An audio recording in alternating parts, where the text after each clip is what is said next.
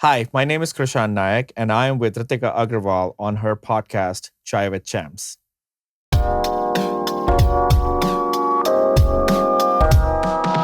Welcome to the Chai with Champs podcast. This is the center stage for South Asian cinema. I'm your host, Ritika Agrawal, and I'll be sitting down with Oscar nominated producers, award winning directors, actors, composers, influential film critics, and more who are shaping the future of South Asian cinema.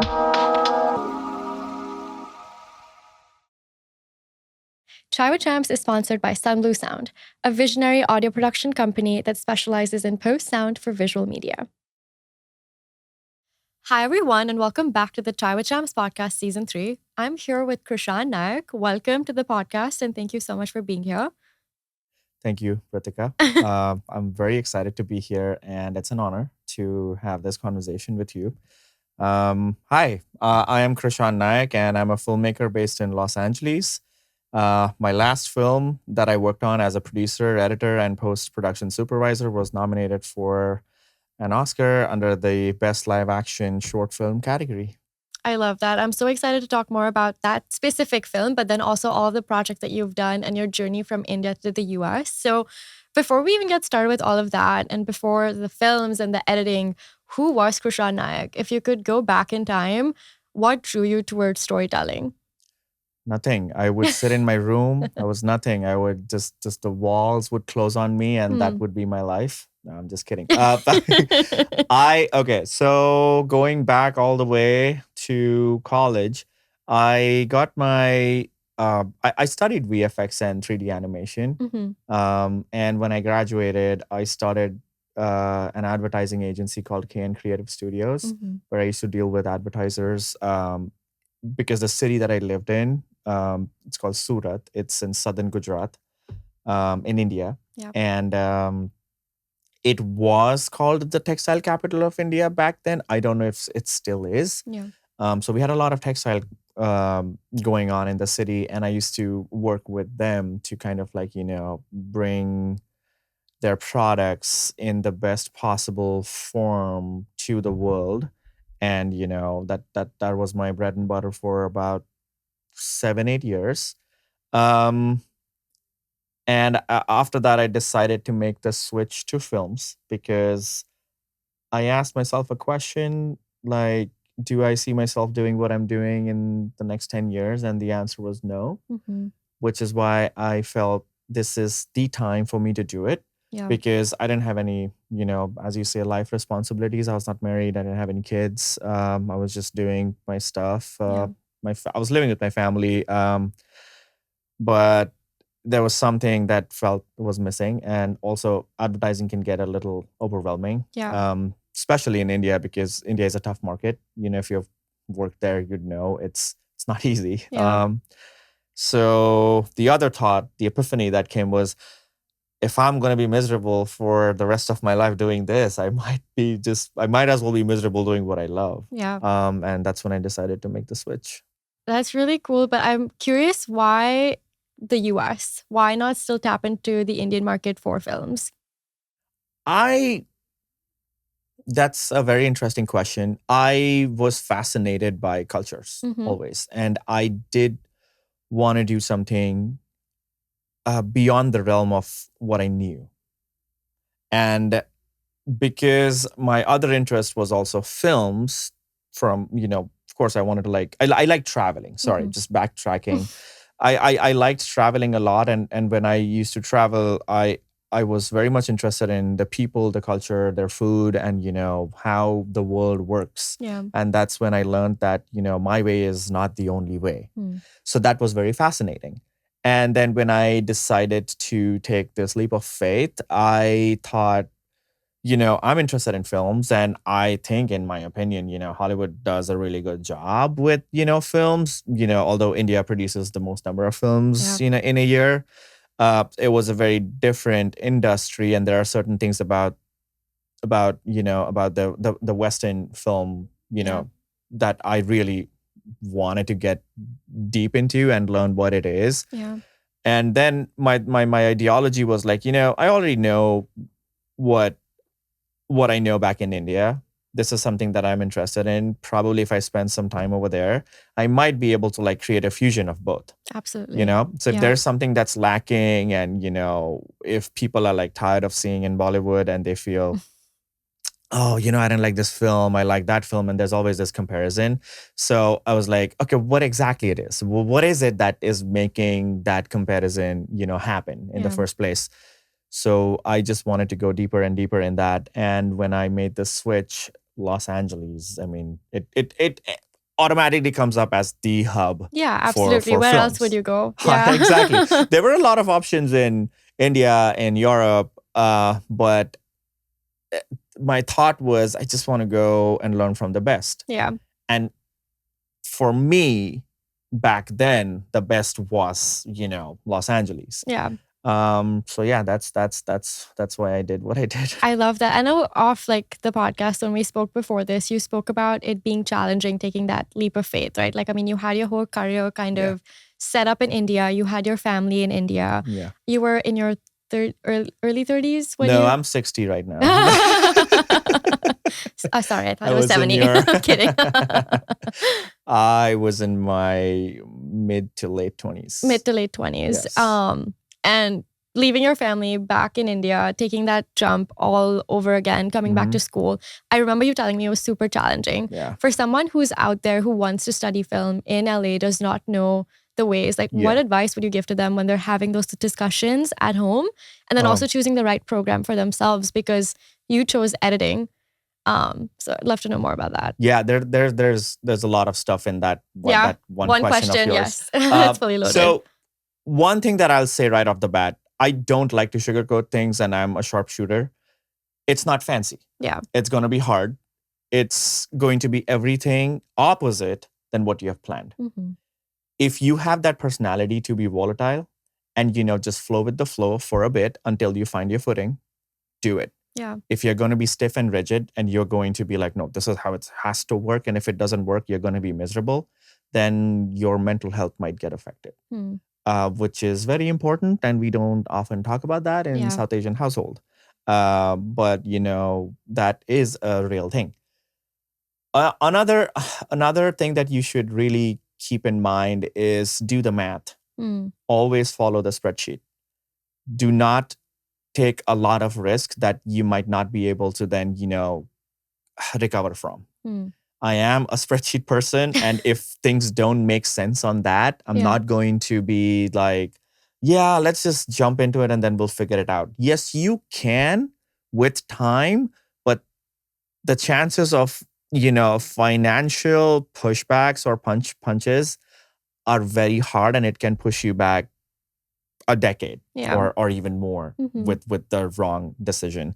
Having said that, doesn't mean that I made all the right choices. No, I have made my mistakes. But I would say, yes, look at that spreadsheet again. Look at it from many different perspectives, not just your perspective, and see if it is making sense.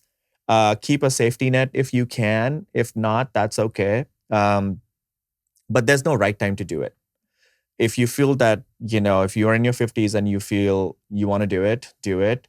If you have a family, I'm sure you'll figure it out. For me, as I said, I was not married. I didn't have any other life responsibilities. And I felt if I was not going to do it, then I would not be able to do it anytime soon.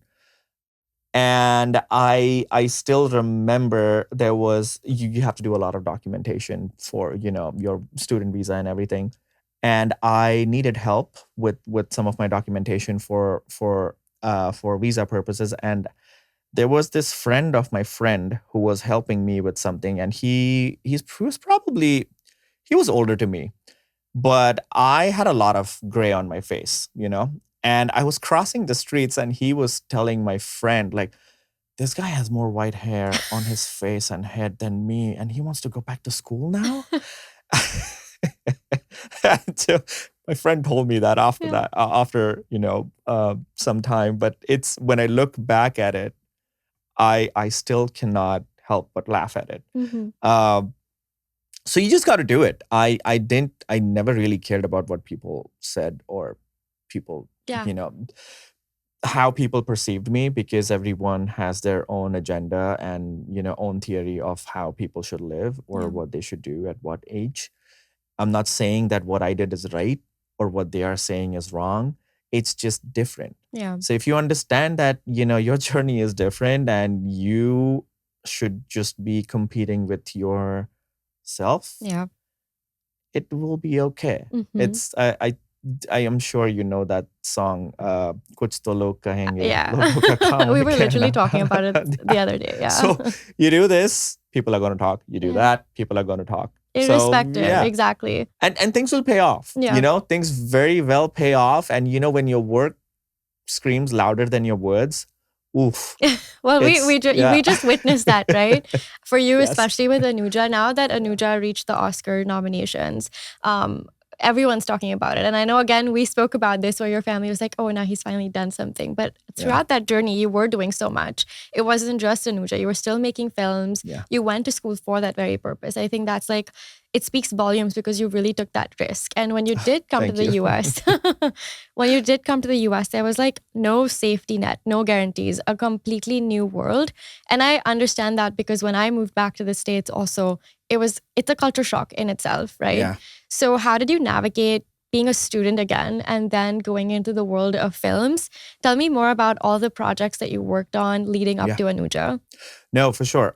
So it hurt a lot seeing my paychecks get converted to grades. It was hard to accept that for a very long time. But then I had to tell myself, like, I need to be really patient with myself and be open to the things that life is offering. Yeah. I made a decision to do something. And if I am not going to flow with the flow, it's going to be challenging for me. Mm-hmm. Another thing that I don't know how else to say that they say this, but by saying I want to credit myself and no one else for this is I chose to be open to challenges and I chose to be open to growth.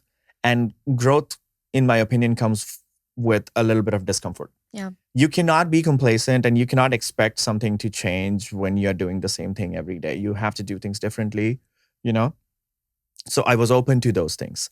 I was open to being, in spaces where I would feel uncomfortable, to just get an idea of like, why is this making me uncomfortable? What exactly is the concept over here? And what is it that I am not understanding that they are understanding? And why is the world the way it is? So you got to keep asking these questions, why, all the time. And you have to be very curious. Yeah. At the same time, it's very challenging because when I was in India, it was now or never. Like if I needed something, it's like, it has to happen now. And I had my own business. So, I had my ways of doing things. And all I thought was what I was doing is right. And it's the only way. Yeah. So when you come from a business background and you've done that for like 7-8 years, it's hard to break that mindset. Yeah. So it's interesting. It's fun if you want to go on that journey. Yeah. And I understand if people don't want to go on that journey. So in terms of like any advice that I could give people who want to, do this, specifically, there are people coming for various different reasons. I'm just going to talk about films. Yeah. There is no right or wrong answer. You will find your own path. And be curious and just keep asking questions. There's no settling. just be curious. Yeah, I love that. That's really good advice. And then when you were in school, what kind of projects and what kind of people were you working with that led up to Anuja? Yes, thank you for that question.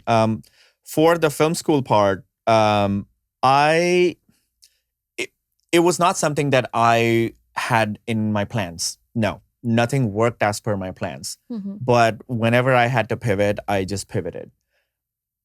The reason why I decided to go to a film school and, do what I did was because I just didn't want to learn films.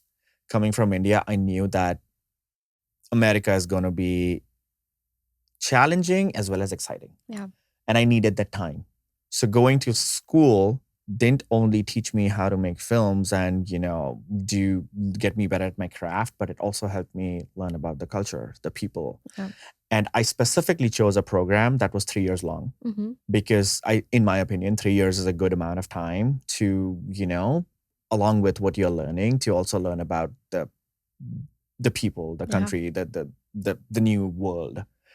And in that time, because I went to film school for a master's program, it's hard. They make you do a lot of things.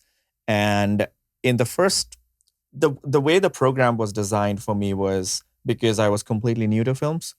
I wanted to do everything at first to be able to like test the waters and understand where exactly do I fit. Absolutely. And the first year completely, and from those 3 years, the first year was when I did everything in different capacity. And towards the second year, we had to like, pick a specialization and then, do our stuff in the third year. So I decided to go editing precisely because for visa purposes. And editing has back then editing had more opportunities with jobs and stuff, and I was also very good at it. That was something that that was that one aspect of filmmaking that I didn't have to go to school for. It was something that I already knew from before. So I kept honing my skills, and I was also TAing when I was in school. And like I just, when you TA in school, you get paid, and then that pay helps you offset not a lot of stuff, but like it helps. So I was constantly working, and I was doing a lot of stuff in the editing and post-production realm, which actually helped me a lot, because when I graduated, I got some professional certifications with Avid, and I was then teaching, which was also something that paid my bills after all. So I wanted to learn something new, but at the same time, I was also thinking constantly, what is it that's going to be steady until the time I figure out what I want to do? So I graduated with specialization in editing, but as soon as I graduated with that, I decided I think I'm a good producer. I'm really good in developing things, So now you can say like, wow, this guy, decided to go to school when he was 30, and at 35 he hasn't figured out what he wants. But I think I know what I want, and I do the things that I think work for me in that specific time. It might not be, last project he was just an editor, now he's an editor and producer, but there are four roles that have been pretty consistent now that I think about this question. I've edited a lot. I've produced a lot. I have been a post supervisor on probably all my projects. Because it's techie and geeky, and no one likes that part, and I really enjoy that part. And I have directed stuff. So when I've played these many roles, it really makes me a multi-hyphenate. So I can manage things. Like if I find myself in any situation where I have to figure something out, that's like my domain. I really enjoy that part. People stress out with that, but when I look back at my journey, there has not been even a single time where I didn't have to do 50,000 things at one time. So now if I just get assigned one task, that's a problem. I'm like, I can't do this. I'm sorry. I need more. Put me in chaos. So that has helped me. I've heard no one say that before. I know. I like chaos. I like craziness. I like fast-paced environments. I like, when things are falling apart and they're like, oh my God, this is not working. That is not working. There I am like, okay, let's breathe in, breathe out, and knock one thing at one thing at a time. That shows your entrepreneurship skills. I mean, like that speaks thank you. exactly to like why you had an advertising agency in India. That it all comes from the things that I did back in India. Even though I didn't, after a point I didn't like what I did. There are so many skills that I picked up which have helped me actually survive America, and those are very important life skills. Those are very important professional skills, and something that I'm not ashamed of talking about my weaknesses and weak points and stuff. And I think America taught me a lot of life skills, the basic stuff that, every human should learn Yes. to do. I was a brat. I came from privilege. And, I never had to cook my food. I never had to do my laundry. And when I had to do all these things over here, I was like, oh boy, you asked for it. There you go. Yeah, you don't know what you're throwing yourself into. Yeah. And that's something that, when I talk about it being on the other side, I look at myself like 5 years ago or like 10 years ago, and I'm like, I was such an idiot. Mm-hmm. And I like telling myself that, because if I'm looking at myself in the past and if I'm not loathing myself, then I'm not growing. Yes. No. So, you have to be a better version of yourself no matter where you are and what stage you are in life. Yeah. Yeah, absolutely. And I at my, when I'm home, you'll find me in my kitchen most of the time. I'm cooking for my wife. I'm going grocery shopping. I love those things. Yeah. And when I talk about it, with my family, they're like, "Oh, okay, wow, that's fun." I'm like, "Yeah, I really enjoy it." And like, if I have friends over and stuff, then I like figuring out like, what snacks we're gonna have, or like, what we should do, and stuff like that. So it's interesting to see how my life has changed when I decided to do something different than what I was doing. Yeah. But it takes, if you have the means, you can have these experiences again and again. But I think for someone like me, this was probably like a challenge that I think I can only take once in this life at least. And I'm happy with how it has turned out so far. I'm sure there's a lot more ahead, which is like going to be exciting and challenging in its own way. But if we could go back, what was the first film that you did after you graduated, and how did you land that opportunity? Yes, sorry, I completely missed that part. So when you're in film school, you have to work on a lot of projects, and you have to work on a lot of films, and you have to do a lot of things. And because I went the editing route when I was in school, I didn't have to make a thesis for myself. My thesis was a culmination of a lot of films that I would edit together. Yeah. And, then I would move on to becoming an editor and so on and so forth. But what I did was, in my second year, I made a documentary. And that was my first film that I felt was good enough, in my opinion, for the world to see. Anything before that, I would feel like, I don't know if I wanted to see this, maybe, I would share it with my wife or my close friends, but anything beyond that would just make me very nervous. So that was the first film that, the name of the film is Resurgence. And it's a documentary about a canyoneer who had a near-death accident in the canyons of southern Utah. And the film highlights the disparity between physical, mental, and spiritual healing of any person who goes through any sort of trauma. Yeah. So what I did was, because I knew once I graduate, I had a lot of things to figure out if I wanted to stay in the country. And, I wanted to transition from student visa to, work visa, and I wanted to progress. I wanted to like make myself worthy of it. And I did everything I could with my first documentary. And while I was in school and when I had time, what I started doing was I started exploring film festivals. So that was the film that taught me everything about how film festivals work. Okay. And I applied to, like everyone, when you do stuff with no experience, I applied to almost every festival that I could think of. And I was like, oh my God, this is great. My film is amazing. And it's going to, go to all festivals. It was not until it was the first 6 months of my application of all the film festivals. All I got was rejections. And every rejection felt like a breakup. I would feel very personally because, it's like your baby. And, when you get rejected, you don't know how to take it. Yep. But it was, about after 6 months, it kind of like, it was the first, I think the first film festival was St. Louis International Film Festival, where my film screened. And it was an Academy qualifying film festival. My first ever.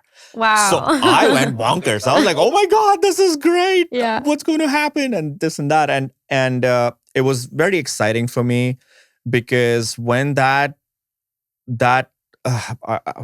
the, I'm missing the term. when that window opened up for me, it just went on forever. Yeah. It's been about 3 years, I think now. The last screening of Resurgence was in the fall of 2024. Wow. So it was on the circuit for about 3 years. That's incredible. That's yeah, awesome. I absolutely did not expect that to happen because see, after 6 months of rejection, you kind of like lose Yeah. hope. And then it just went on for about 2-3 years. Yeah. And touch wood, it went to more than 30 film festivals, big, small, niche, genre. You could tell me whichever, and it Yeah. has been everywhere. And won about more than 15 plus awards. That's incredible. Congratulations. Thank you. That's Thank you. huge. And when I tried to leverage my situation there, and I tried to visit every film festival, Yeah. which ties back to what I was telling you, because I like traveling, meeting people, and learning about the cultures and stuff. If not for those film festivals, I would have never been to those cities. Yeah. Like I would have never, in my wildest dream, would have thought of like, oh, I want to go to XYZ city and like explore. But the film festival was there, and I was like, I should go. It would be fun, and that also helped me. The motivation behind that was also, I wanted to network. Yeah. I wanted to build a community of people because I know no one, or I knew no one back then. Yeah. Now I know a few people, and I have a community and stuff. But back then, so these were my motivations behind. This was what was motivating me to do what I did. And when I graduated, I also reached out to a couple of attorneys, and I asked them like, "Hey, I am on a student visa. What do I need to do to be able to like qualify for these things?" And there's a sheet which you have to follow, and you have to qualify. And it's important that you have some of the credits from what they are asking. Yeah. And thankfully, Touchwood, Resurgence helped me get that.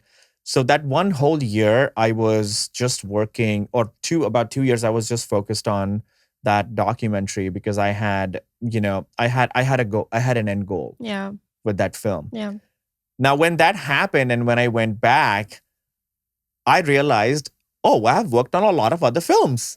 And I could probably, we could do this. And this is how people put themselves out there as artists, and we look at any film, when it's ready to launch, you do press releases, you go to festivals, and you do advertising and marketing. And all of that is tying up to everything that I had done back in India. And I was like, oh boy, this is my domain. Yeah, completely. This is amazing. And then that's when I had this, realization. I was like, oh, wow, this is more exciting than editing. Yeah.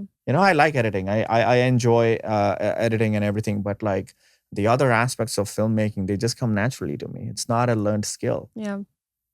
So when I went back, I reached out to two of my friends with who, I had collaborated. And again, I was a producer, editor, and post supervisor on those. And I was like, okay, see, I have this to offer.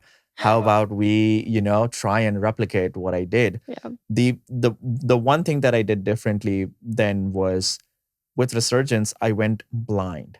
I submitted to a lot of film festivals that were not in alignment with what my film was. Got it. Yeah. With the two other films that we worked on the festival circuit, we decided to like break it down. One of the films was a horror comedy, Unrest in Peace, and the other one was a thriller drama called Death and Taxes.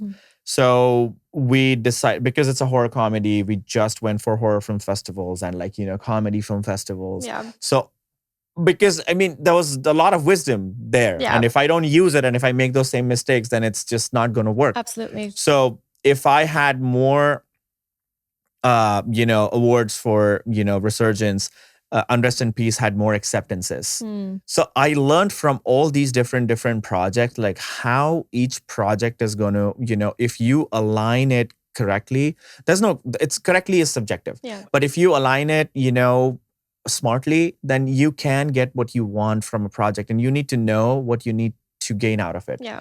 With my first film, I knew I was going for, I was aiming to be able to make a life for myself in America. Yeah. That was the only agenda. With the other two, I wanted to experiment, and I was like, oh, we gotta have fun with this, and let's go out there and like meet people and stuff, because I'd already achieved the goal that I wanted to. Yeah. And when I was graduating, My professor, Daniel Youngie, he's an Academy Award winning documentarian, and he helped me make Resurgence. Yeah. He's also an EP on that project. I reached out to him saying like, listen, I'm graduating. I know nothing. If you have any work, let me know. Yeah.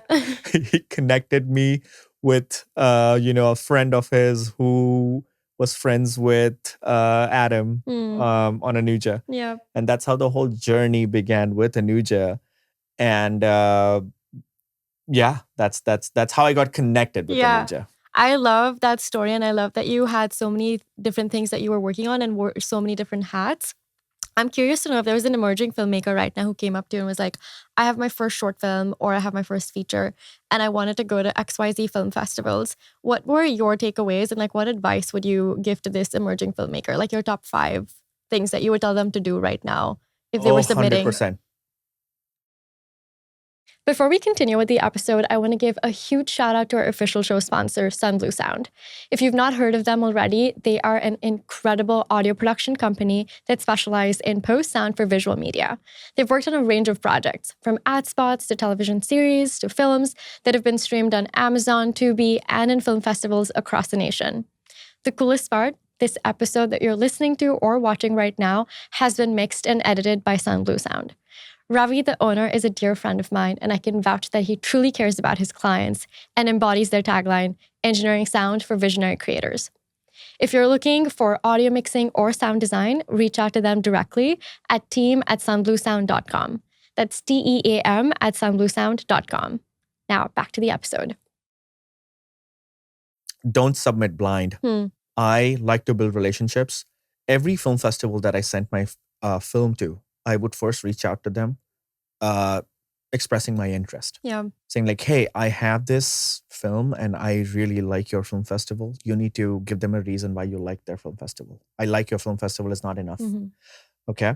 It can be a very small reason. Like, I've heard a lot about your film festival. I don't know. I don't have a practical, I don't have like an example. Yeah. But, I've heard really good things about your film festival. So I networked a lot with them before I even submitted. I would tell them like, I'm submitting this film. And when the submissions would close, which would be after like a few months, sometimes I would put a reminder on my calendar just to reach out to them saying like, hey, I know you guys are sinking in thousands of films, but I just want to reiterate my interest in your film festival, and if possible, if I get in, I would love to attend, which I wanted to. Yeah. So that's the second, after trying to build a relationship, second thing is to attend those film festivals. It can be very expensive. Yes, I understand that.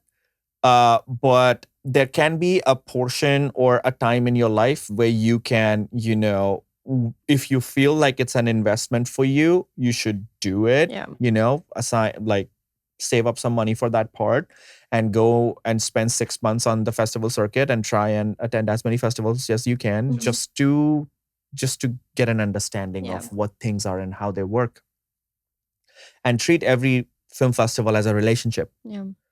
Which is what I did. When I went there, I would have conversations with the director of the film festival. I would find them if I didn't, meet them. I would send them an email saying like, hey, I'm here and I would love to, have a conversation with you. And just 5 minutes, it's fine. I like in-person things, like, having a face in front of, the name. It helps me, and that's how I thrive. I did all of that, and it helped me build those relationships. The other thing that I can think of, and with what I did differently, which I already mentioned before, with my first film, I just went in blind. Yeah. But with the other 2 films that I was, associated with in different capacities, I suggested, the filmmakers like, hey, let's try and do this because these are the mistakes that I already made. Let's not make those mistakes. Yeah. And even if I'm not going sometimes to a film festival, and let's say if I submitted a film in 2022, and if I'm friends with them on Facebook or Instagram, I reach out to them saying like, how are things going, and what's happening on their side, because ultimately they're also human beings, so whatever works for you, you do. These are the things that I did. And because you have an editing background and also you've like seen so many different kinds of films, have you ever reverse engineered your films in the sense of this is what's going to work in film festivals, so I'm going to make this? Or do you go straight from the heart and make the film and expect it to be at film festivals? No, I'm perfect. I don't make mistakes.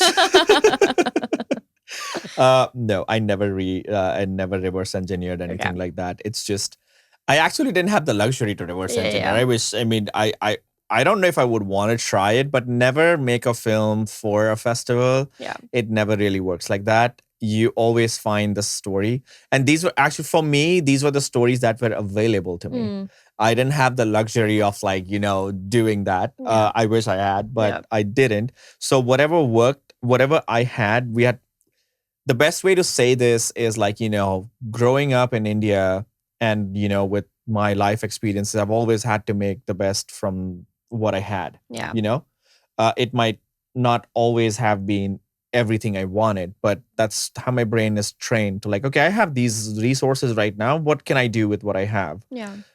So whatever was available to me at that time, and which was something, but I could have gone with all the three films that I worked on at the same time Yeah. to film festivals. But that was not something that I had the wisdom to think of. Mm. I needed some experience with it was a step by step, Yeah. learning that I had. So I never did the reverse engineering. I would suggest not to do it. Yeah. Find the story that you connect with, try to tell it in the best possible way that you can. Yeah. And then there's something that I believe in is it's not just important to make a film. Mm-hmm. You also have to find your audience. Yeah. You need to know what you want to do with your film. Do you want to put it on YouTube? Is that your end goal? Great. Do you want it to be picked by, Vimeo staff picks? That's a goal. Mm-hmm. Do you want to do film festivals and all of the other things that I just mentioned? Great. So just know where you want to go with it. Yeah. And then just keep your expectations low. Because when things happen, yeah, you are in for a treat. Yeah, that's great perspective and advice. I'm going to take the conversation back to Anuja, and to what it led up to. And then you spent 3 years kind of producing it, making it. What steps did you and the entire team take to get Anuja to the stage that it finally got to, which is the Oscars? Yeah, that's a very broad question. I will try and answer as much as I can from my memory. It's fresh. It's fresh. So I have, it's all there. Yeah. It was not something that we had planned. We never, especially when we were like working on it towards at the time when we were like starting to like send it out to film festivals, we didn't really have that as a plan. If it would work, great. Our initial plan was like, we want to do like, the top film festivals and, because the stuff that we had done, I had worked on a few films, and Adam, who's a writer-director of Anuja, was also, had experience with, short films before. He had made a documentary and another short film. So what we were trying to do is, if we can get like in one or two of the top film festivals like Tribeca, Sundance, this, that, just like the same dream that everyone has, we'll see what can happen after that, then sky is the limit. But same like, Resurgence, we kind of like started getting rejected from everything, everywhere. Everyone rejected us. And it was not until I think the summer of 2024, I think we probably got rejected for like over 8 months or 9 months. That's crazy. With what we were trying to do. And it was not until like the summer of 2024 when we had our first world premiere in Oklahoma. Mm-hmm. And soon after that, we had Holly Shorts in August. Yeah. Which is where we won the Academy qualifying award. I love the story though that you told me of the Holly Shorts. Like you guys didn't expect anything. You were just sitting there. No, so thanks for reminding. Yeah. So after so many rejections, our hopes were like, it's just, well, this is just not going to be anything that we thought it would be. But then, and Holly Shorts was also our last Academy qualifying film festival after because there's a deadline to submit to the academy for the next year's competition. Yeah. And we were running out of time. And when we were there, first of all, getting into Holly Shorts is a huge deal. Yeah. And then when we got nominated for the award, there were like 10 films in that, which kind of like just was, for us, it was like, wait, what? We were very excited because that was the biggest thing back then. Mm-hmm. And I still remember we were at the Egyptian Theater. That's where they had the award ceremony. And my wife, Britt, and I were entering the theater.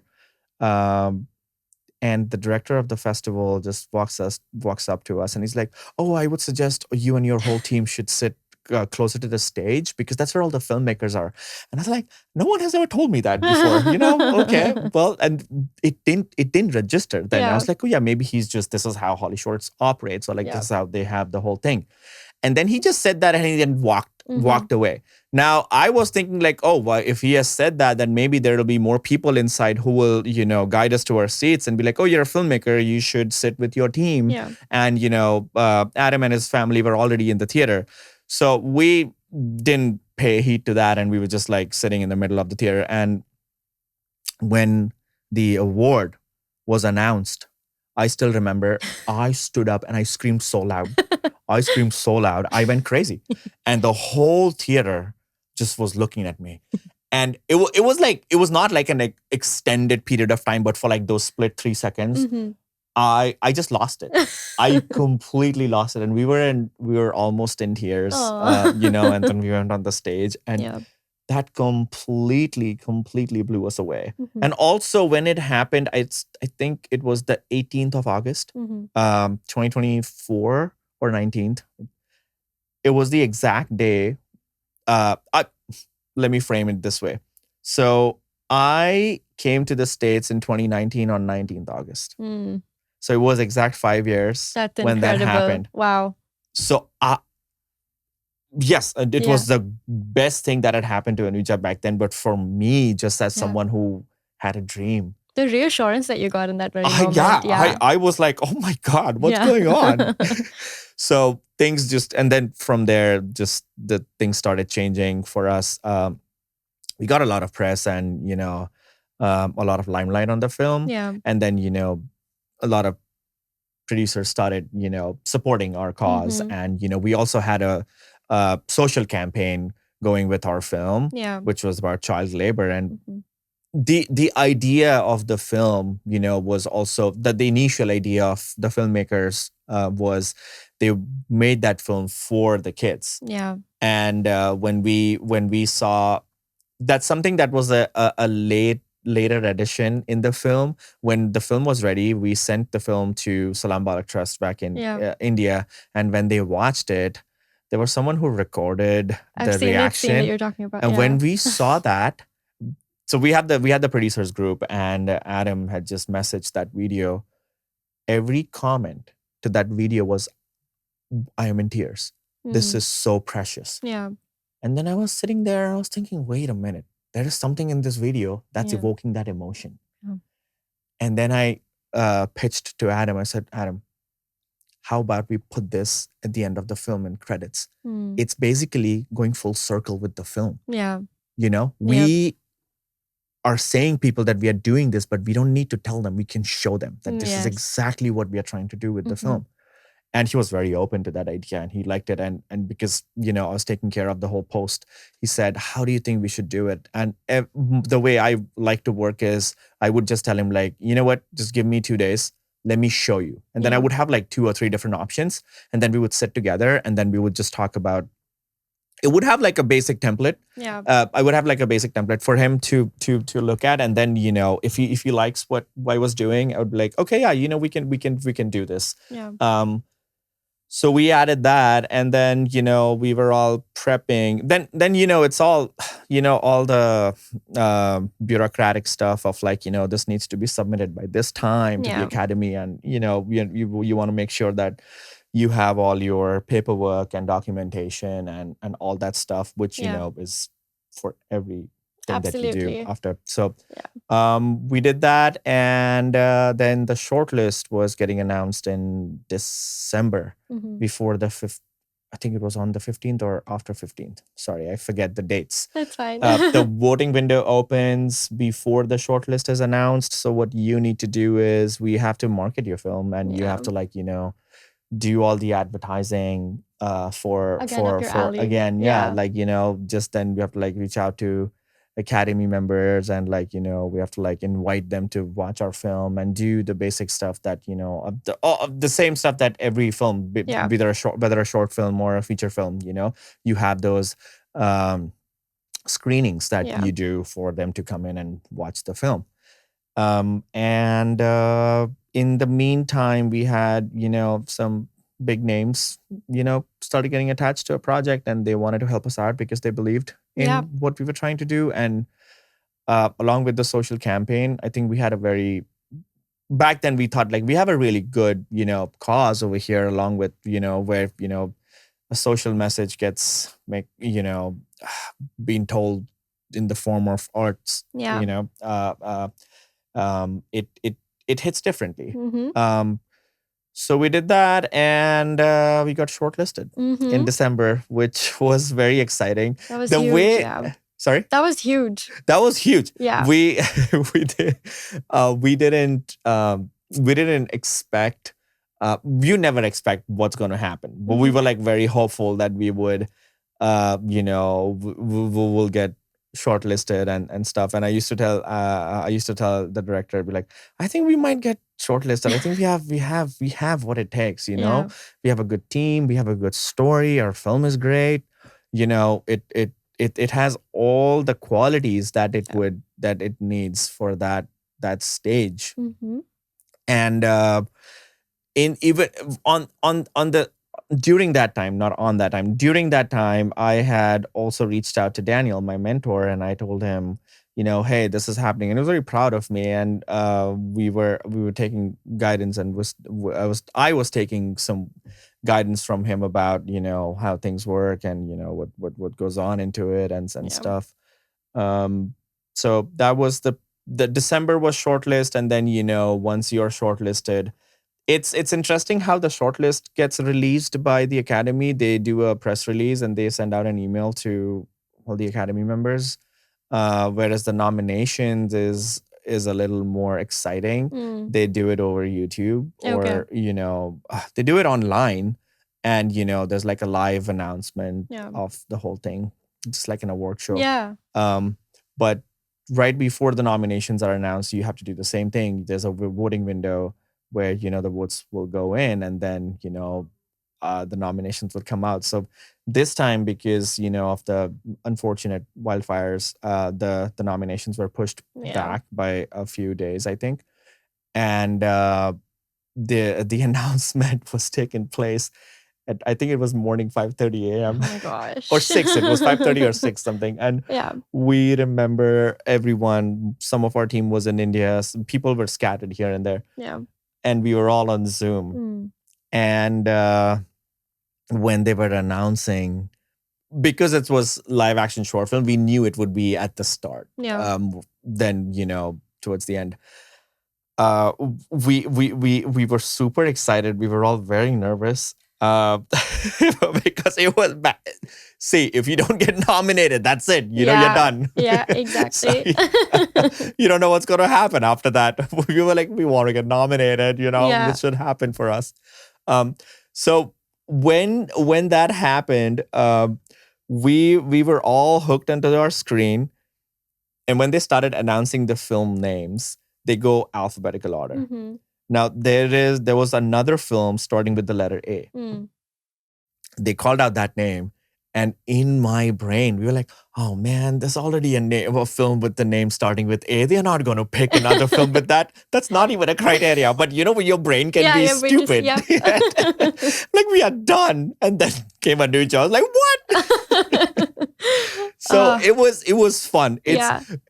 You get to know who you are in these moments, like your body, your mind reacts in a way where you think, I'm not that stupid. Stop. Yeah, stop thinking about things that are not going to happen. That's Yeah. incredible, the journey. And like just seeing the representation, honestly, on such a big stage is so huge, Yeah. right? At the end of the day. But I know you mentioned there were a couple of big names attached to this project. And again, I think for emerging filmmakers who have this dream, who have their goals to send their films to film festivals and places like the Oscars, how do you kind of, first of all, believe in your story, film that, and then get it seen by names like Mindy Kaling or Priyanka Chopra or those big names, right? No, for sure. See, again, there's no one, answer that fits all. Yeah. The way it worked out for us was we were doing just the normal things that every filmmaker would do, which is going to film festivals and doing our best to get the maximum reach that we could with whatever resources we had back then. Once we had the award, the qualifying award, there's a lot of stuff that goes into it, from press releases to PR coming in play. And then, you use all the resources that you have to be able to get what you want. Right. And, things can get a little, exciting. Also, it can be a little, it can make you a little nervous. Yeah. But you navigate all those elements when they fall in your plate, because they are not just, if I had to face XYZ, it's not going to be that you will be facing XYZ. Yeah. You'll probably have your own stuff going on at that time, which would be very different than what we faced. Yeah. So the best thing that I can say is, when you reach out, use the platforms that are out there to first start, try and reach those platforms first. Yeah. Don't shy away from taking baby steps. Like, don't think that you're just directly going to go to the Oscars or any other big platform that you think that you are aiming for. Reverse engineer there and see what's the path, how people are doing what they are doing, and then see what fits or aligns with your film. Just like when you send your film out to film festivals, you ask yourself, like, hey, is my film fit for this film festival? Yeah. If that festival is just focusing on sports stories, and if you have a drama, that's going to get rejected, even though if it's academy qualifying. Yeah. Does that make sense? Yeah, no, absolutely. So it's important to know that once you have enough accreditation, you reach to a position where you can pitch yourself to people, and they'll be open to listening to you. So it's your response. It's always going to be your responsibility to reach that stage on your own. Yeah. So between the award ceremony at Holly Shorts and the shortlist, there are a lot of trade publications that would come out with prediction lists. And there were 2 or 3 times when we found Anuja on the best live action prediction list for in Variety. So that was really good for us to leverage. Okay. So we used that and we started pitching, and we said, like, hey, we are, we used all our resources that we had, and we kind of got accreditation that, oh, this is a good film. And, people who have a lot of experience with being in this industry, would love to listen to us and see what we have over here and help us move from A to B to C. Yeah. I also, this is just my theory. From the time we picture locked or we submitted to Holly Shorts until the Oscar nomination, there's nothing different in the film. The film was the film. Yeah. But at first, Holly Shorts, said, "Oh, this is a great film." So more people started believing this is a great film. Once we moved past that, so we got that blue check mark from Holly Shorts, there are, other industry experts who started saying, "Oh, this is a good film. This is really great." So we started getting those blue verifications from them. So it was more so about people validating our work. Or organizations validating your work. Interesting. Yeah. So you have to know that even though the field of art is subjective, it really is not. Because if people don't validate your work, it might not move forward. Yeah. It's all about relationships and connections eventually that help you climb the ladder. Also, you need to have a good film. Of course. That goes without saying. Yes. People will help you. There are people out there who help you, if, they think they have the means to help you. Yeah. But it's also important to be realistic with, your expectations at times. And this is specifically for people who are starting out. Yeah. Because that is when, you have that strongest urge to kind of like reach a stage where you will feel like you made it. Yeah. Right? Once you have been there, you're going to be like, yeah, I did that. I mean, yeah, what's next? Now we are talking about something else. So I would say don't just get too excited for, those glittery, glamoury things that, it's not the only thing. Yeah. Well, you spoke a lot about pitching yourself and press junkets and press releases and all of those things. Are those marketing efforts something that you planned in advance? Or do you think, I think there's a lot of debate around, you start planning like before you even start making the film, like when are you going to be marketing, how much budget you need to set aside. What advice would you have for emerging filmmakers in terms of marketing and distributing and funding? Because I think those three are the buckets that we don't talk about a lot, and they're the hardest buckets to make a film come to life and for it to reach the audience and the right people at the end of the day. No, 100%. That is actually a very good question. First thing that I would do is whenever you're budgeting, you want to put aside some money for that. Yeah. And that might be even more expensive than your whole film. Could be, possibly. It is always that, we read a lot of, trade publications where they are talking about how much XYZ spent behind their award season and this and that. And it happens. I mean, it's the game. Yeah. That's how you play it. Having said that, I don't mean to say that, people are buying awards or anything. No, there's no such thing. Or at least I have not experienced anything like that. It's the business. Yeah. There's a business side to our whole industry, and that's how it functions. You have to grease and oil those parts to be able for them to function. I would say, the other thing that I would say is, if you don't have the budget for it, don't do it. You can figure these things out even later on. It will just cost you more time. Yeah. Because if you didn't budget for it before, you're not going to have the money back then as well. And then you're at the mercy of whatever is out there. Yeah.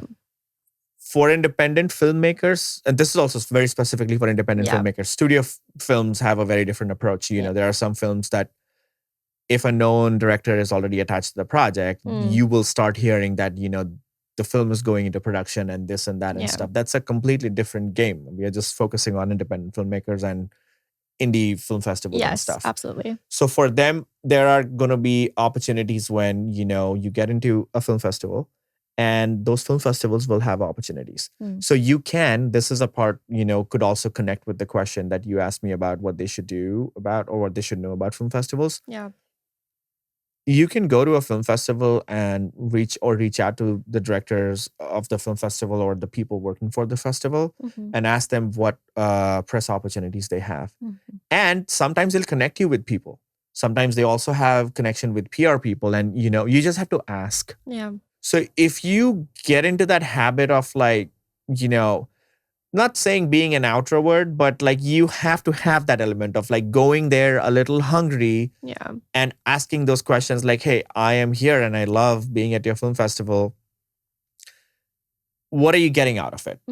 Like, are you getting some networking out of it? Are you getting some press out of it? And are you making any relationships, personal and professional, what's happening out there with other filmmakers and like how they are doing what they are doing? You can ask these questions, and just from one film festival, big or small, you will have a semester worth of knowledge, just like how other people are doing. Because there have also been times when someone mentioned a film festival, it was easy to forget. Then then another person mentioned the same film festival, and that's how I kind of like, also learned about other film festivals that I didn't know. Yeah. And then you would talk like, hey, what was your experience? And then you find out like, oh, this festival does that. This festival offers you free XYZ stuff. Or like, there's so much that you can learn from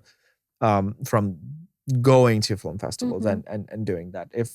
I'm not sure if I answered No, your you question. absolutely did. I think in terms of distribution, do you think for independent filmmakers, they need to DIY and like build their own audience? Or do you think that film festival circuits is the way to go right now? And the thing is, if you're an independent filmmaker or a studio, Yeah. we are all finding our audience today. Mhm.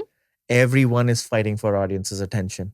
Where our attention span is narrowing, and we are asking people to come out and watch our 20-minute film, Yeah. or a 15-minute film or a 2-hour film. Yeah.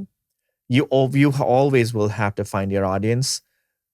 The way I want to look at this, or I would suggest looking at this, is when you go to a film festival, that festival is your playground. Mhm. There is a reason you are going there. It's because they already like your film. Yeah. That's your domain now for that period of time. The people who are coming there you're going to get an audience. It might be 5 people, it might be 50 people, or it might be a house full situation, whatever it is. Be happy with what you're being offered, because that 5 will then, connect with more, other people, and it'll have a compounding effect. Yeah. And it builds slowly and steady. That is why we are called independent filmmakers. Yes. Yeah. Because our things are small. Yeah. Our visions are big, but our avenues are very small. No, that's true. Is there anything you'd do differently if you were redoing Anuja right now in this very moment? Absolutely not. I told you I'm perfect. No. Listen, with Anuja, I think different people associated with Anuja would have different answers to this. Yeah. Personally, for me, I don't know if I would have done anything differently, because every day was Disneyland. So some days high, some days low. yes. It was a roller coaster going up and down every day. So there was a lot of stuff, and there were times when we didn't even have time to feel that emotion. I'll be honest with you. There were moments where we're like, oh man, I feel so good right now. I just hope this moment doesn't pass. But that's not the nature of it. It just comes and goes, and you get spoiled for a few weeks and months, and you feel like you're the king of the world or the queen of the world, and then you're back home doing your laundry. So embrace it. Yeah. The way things come to you. And so to answer your question, I don't think personally I would have done anything differently. But like, if I was to do another film, and if I was to make some strategic decisions, I would definitely use Anuja's examples to kind of like, bounce my ideas off of it and see what exactly worked for us then and what didn't work for us, and then make those decisions for another film. Makes sense. Well, thank you so much for sharing that. We're going to be moving on to a very fun round. It's called Spill the Chai. It's 5 rapid fire questions. And so whatever comes to your mind first, do say that. Oh boy. Oh boy. First question, complete the sentence. If I weren't a filmmaker, I'd secretly be... filmmaker. I don't know anything else. Nothing else? Nothing else? I absolutely don't know anything else. Well, then that's great that that's what you're doing. Second question. If Netflix gave you unlimited budget tomorrow, describe the genre-defying Krushan Naik film you'd create, and who would headline your dream cast? It would definitely be drama. Mm-hmm. I would cast a South Asian face who would perfectly depict my story. Do you have a name in mind that you would? Okay. No. Okay, I love that. Gotta find them. There's only one so far sitting here next to you. Would you ever cast yourself in a film? No, never. Are you kidding me? I'm nervous. I'm shitting my pants right now just sitting in front of you. You're doing great. Awesome. Okay. Complete the sentence again. The most unconventional thing you've done to secure funding or support your film project is... Can you repeat that question? Yes. The most unconventional thing you've done to secure funding for a film. I don't think it's unconventional, but probably ask people for money. Yeah. I think that's what... I know a lot of people say that the first film that you work on, a lot of your friends and family kind of pitch in. Did that happen? Yeah. most of the films that I have worked on have been self-funded. Also, which is also the reason why their scope is smaller, Yeah, because you're all trying to find your footing and just that experiment makes and see sense. what return you're getting in it. Yeah, no, that makes sense. Fourth, name one industry trend everyone loves, but you secretly can't stand. Oh boy.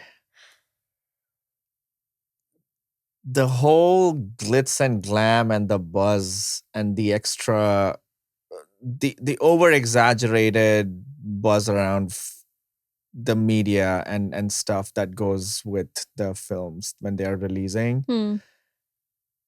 Yeah, that's something I understand why they do it, but I also feel like I understand why they do it. I think it's necessary for attracting attention. And when you are in it, it's intoxicating and Yeah. it's beautiful and it's amazing.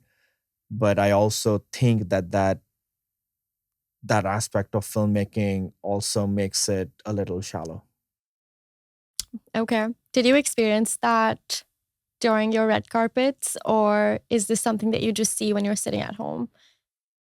Well, before the Oscar experience, it was a summit that was supposed to be reached, I Mm-hmm. guess. Um, but after, I feel it's a great way to celebrate, but it's also not the only thing. Fair. The idea is to fall in love with the art of filmmaking, or, you know, the joy of films, Yeah. as opposed to anything else, and telling good stories. Yeah, no, that's a fair point. Yeah, I love that. I feel like that came straight from your heart. If you could borrow one filmmaker's career for a day, who would it be and what would you change immediately? Chris Nolan. Okay. Change immediately. Passports. That's a good one. Well, that was the end of our round. I think you did phenomenally well. That was you. really good. We're moving on to the last part of our podcast, which is a reflection of your journey and also the conversation. So, if you could go back in time, what advice would you give to your younger self? And I am the best, I'm perfect does not work. Okay. I the advice that I would give to myself would be, I would have started experimenting and exploring a little earlier. Okay.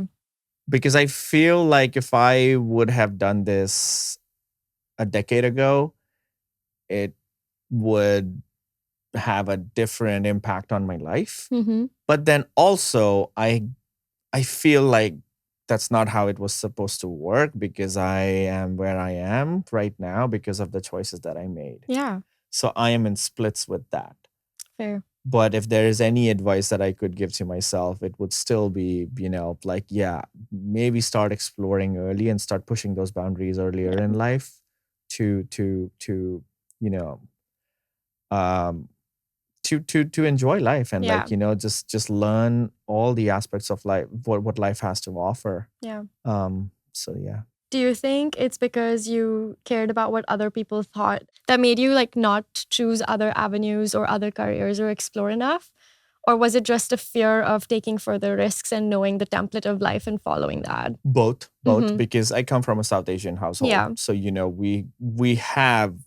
we grow up with certain ideologies. Mm-hmm. Now, having said that, my family has been very supportive. Yeah. They always, it's less about, complications, and it's more about how perspectives change with time. Mm-hmm. As parents, my parents wanted the best for me, and they wanted me to be, safe, and like, have that complete life, which from their perspective is right. And I'm able to understand that now. Mm-hmm. But back then I was not. And I think most of us struggle with that. Yeah. If I was a parent and if my kids were planning to do something, I would be like, oh boy, there they go. Yeah. It's just a natural response to that thing. But for me, to come to a realization that, everyone in my family did what they did because of what they thought was best, doesn't necessarily mean that, they were wrong. Yeah.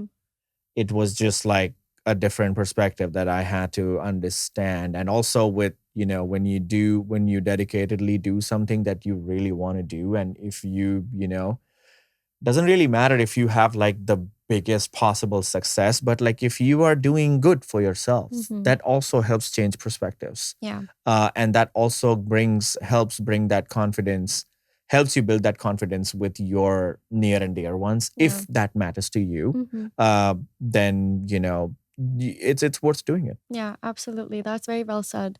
Thanks. With everything that you've worked on so far and you are going to continue to work on, what legacy do you hope to leave behind? Ritika, ask me that question when I'm 80. I have a lot to build. Yes, I have a very absolutely. humble portfolio currently. Yeah. And I would want to keep chatting with you. Let's hope we have 1,000 more episodes Absolutely. on I'm Chai going to with manifest Champs. it like right here. There you go. I love that. What is next for you? Are you working on a couple of other projects right now? What can we expect coming out from you?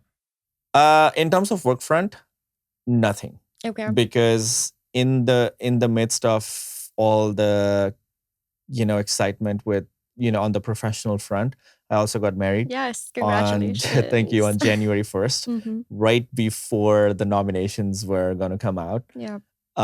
And we haven't had a lot of time to do anything with our lives, Yeah. with ourselves, and like post our marriage, like we still have to figure out where we're going to go on our honeymoon. Yeah. And we also are currently in a situation where we are moving to a different place. So probably focus on, life stuff. Yeah. As you And should, then, absolutely. once I've been rejuvenated, my soul is settled, Yes. I'll have that itch again and be like, oh man, I'm not doing anything with my life. Let's go out there and look for something. Yeah, I love that. That is actually so nice because it speaks of balance. I think a lot of people forget to balance personal and professional life. So it's a good reminder to like pause and take a step back, no matter where and what part of your journey you are in. Yeah. Yeah. Someone, a very wise man. Is that you? No. One other wise man on our team, his name is Fabrizio. He was our music composer. He made a statement, and we were talking about life and a lot of things. And he told me, like, Krushan, you have been to the Oscars at 35. You might as well just chill out. Yeah. This was probably what, your first, second, third film. Look where it is. Yeah. And you're a part of this film, and with that film, there are a lot of people, who are getting so much out of it, and like we all had the best of the time that we could, and which kind of like was, he has much more experience than me in the industry right now, so he's kind of like my punching bag and my therapist at times, and I talk to him about things. And so when he said that, it kind of like was, yeah, I can relax. I might not, who knows, I might never go there again, I might see myself there again, but that's not the point. The point is like, yeah, you can relax. Yeah. It's okay. So I think of him every time I get super excited, or if I'm like agitated with like, oh man, I'm not doing things with my life, and his face comes up and I'm like, oh yeah, no, you're right. I can relax. Yeah, I love that. We spoke a lot about South Asian cinema, and then I know you've worked in India, you're working here now. What do you think you would tell the audience and filmmakers to get South Asian cinema on center stage? This question is really about, what the podcast is really focusing on. So how do we get South Asian cinema on the center stage, not as a genre or as a region, but truly as a global force of storytelling? Yeah, that is a very interesting question. And there are many, many, many aspects to it. Okay. I'm going to try my best to do a good job with this answer. I'm just going to use myself as an example. Absolutely. I had this thought once where I felt like, the growth that I've had with, on a personal level for myself, is an exciting story to tell, But when I look at it from a global aspect, I don't think it's that important. Yeah. Maybe it's important for me, but is it important on a global level? Yeah, what I learned to do my own laundry? Shut up, dude. That okay, yeah, fine. So, Yeah. if those are the kind of stories that are going to be told, I don't think there could be, I don't want to like negate or like I don't want to like cancel out that it can never be. But if it's a short film running around that concept, then I just feel like it's not a story that anyone is interested, because it's something that you just, Yeah. it's not something that you would have to learn by, after whatever time you learned. I think our stories, if they need to connect with, when you talk about global, audience, if they need to connect with mass audience, the stories need to be that deep and that wide. Yeah. They need to have a universal, subject. When with my first film, Resurgence, the universal concept was mental health. It was a one person story, and you will not see, a lot of craziness in my doc, but it's a one person story, but it connects with trauma. And it's a universal concept of like, not if you were just a Kenyaneer, this film maybe could be help you to feel good. But if you were in a car accident or if any sort of trauma, you can watch this film and maybe learn something from it.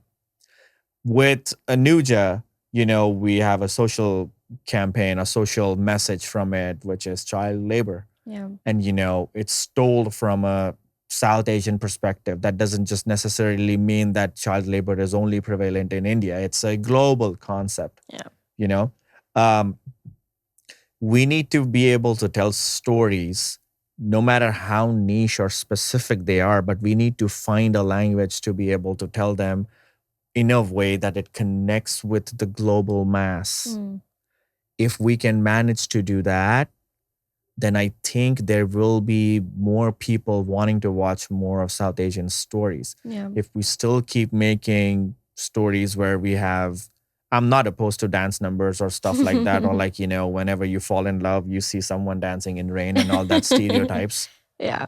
Then it's just going to become something that would fall in the category of, laughable concept or campy or, just get blown off in chuckles, because outside India, the audience's perception towards the Indian cinema is mostly that. Yeah. Things flying in the air and, just the stuff that I mentioned. Yeah. So if you want to change that, there needs to be film that people will have to watch and be like, are you sure this is from India? I really thought that, Indian cinema was this. Yeah. So you need to help them break that, image. Yeah. So unless we don't have those kind of, I'm not saying that we don't make those kind of films. I'm absolutely not. There are some brilliant films out there. It's just that those films just don't reach the wider audience, or maybe they're not able to connect with that concept or something like that. Yeah. We have been global filmmakers, and we have been, our voices have reached, across the globe from during the time of Satyajit Ray and, people before him. It's just we need to find currently where we are, what stories we are trying to tell, and like what exactly are we trying to do with a film. And I understand that there's a challenge over there as well, because commercial films have a goal to make the money back, and we make I don't want to say we, in India, films are made for a specific audience, and there is a specific goal and an agenda.